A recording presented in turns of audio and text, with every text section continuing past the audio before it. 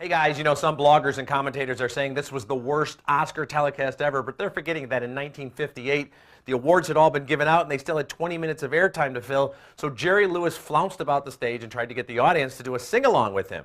And what about Rob Lowe dancing with Snow White, or Chevy Chase and Chris Rock mocking the nominees? There have been a lot of bad Oscar telecasts. That said, this wasn't pretty. James Franco is a talented guy, but at this point I think he's a little too pleased with himself. He really struck out Sunday night. Anne Hathaway tried hard, and she wore about a dozen dresses, but when Billy Crystal showed up deep into the night, it only served to remind us what it's like when a real grown-up and a comedian is the host. Now, as for the awards, no huge surprises, though I was taken aback a bit by Tom Hooper's directing win for The King's Speech. No offense to his stellar work or that fine film, but I still think that 25 years from now, the films from 2010 that we'll be talking about the most will be Inception and The Social Network. Some insiders felt Melissa Leo's self-campaigning would hurt her chances, but she won, and deservedly so.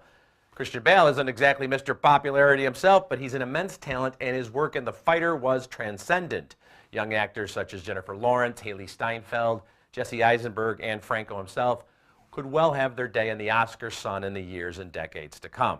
As for the big prizes, Colin Firth and Natalie Portman, they're two of our best actors. How can you argue with those choices? Well deserved. And finally, I know you guys don't come to me for fashion critiques, but I will say this. Nobody looked Mila Kunis in the eye all night. I don't care if you're Neil Patrick Harris or Elton John. You still weren't going to look Mila Kunis in the eye last night. I'm just saying.